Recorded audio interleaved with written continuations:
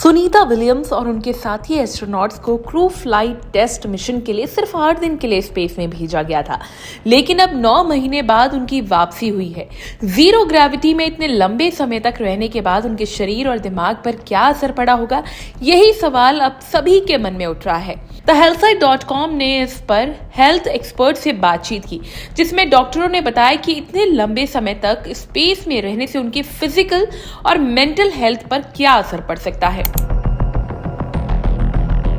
Orthopaedic और joint replacement expert doctor Akhilesh Yadav ने बताया कि स्पेस में लंबे समय तक रहने से शरीर कई तरह की परेशानियों से गुजरता है। जीरो ग्रेविटी, अलग माहौल और धरती की ग्रेविटी से दूर रहने की वजह से कई हेल्थ प्रॉब्लम हो सकती हैं, जैसे ऑस्टियोपोरोसिस।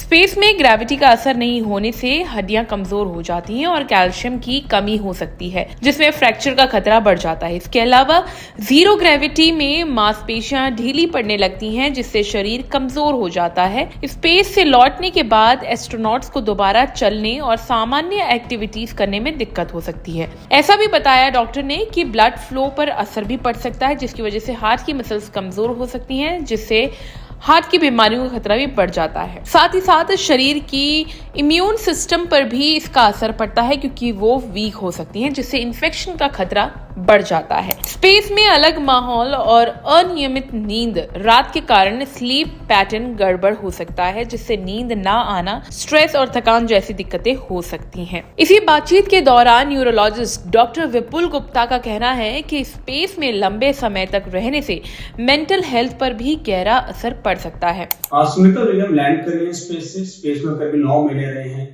और ये हमें जानना होना चाहिए कि स्पेस में लंबे रहने से बॉडी पे क्या साइड इफेक्ट्स आ सकते हैं, खासतौर से न्यूरोलॉजिकल साइड इफेक्ट्स क्या हो सकते हैं।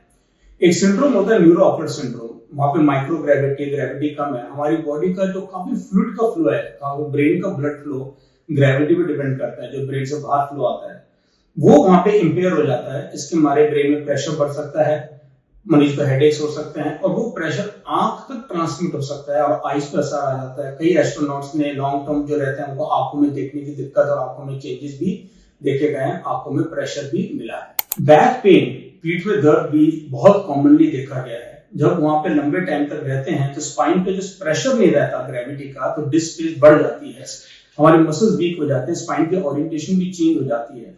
और ये कई बार देखा गया लैंड करने के बाद, ये भी हुआ है पास्ट में कि 1-2 हफ्ते बाद ही एक एस्ट्रोनॉट को बहुत सीवियर बैक पेन हो गया, डिस्क बाहर निकल गए क्योंकि ये स्पाइन अडेप्ट नहीं कर पाई। तो इसके हमारे भी देखा होगा आपने, शू में उनको स्ट्रेचर पे या चेयर पे ले जाते हैं, एकदम चलना नहीं।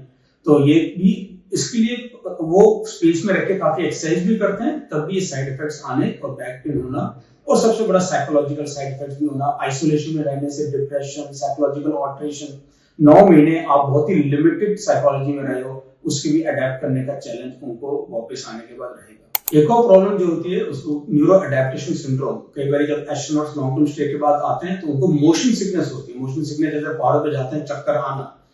क्या होता है, जब स्पेस में रहते हैं माइक्रो ग्रेविटी में, हमारे जो बैलेंस ऑर्गन होते हैं कान के पीछे होते हैं, उनका फंक्शन भी ऑल्टर हो जाता है, जिसको कि हम वेस्टिबुलर सिस्टम कहते हैं।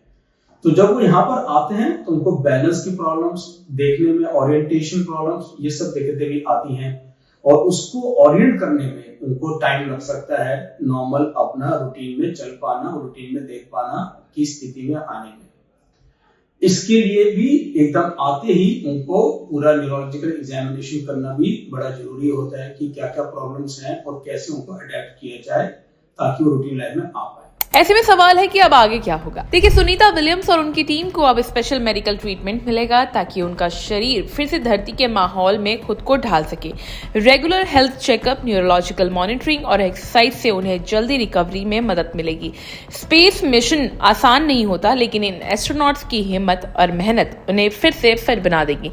इस वीडियो को लेकर आपकी क्या राय है, कमेंट करके जरूर बताएं, और हेल्थ से जुड़ी इस तरह की और भी वीडियोस के लिए लाइक एंड सब्सक्राइब करें thehealthsite.com।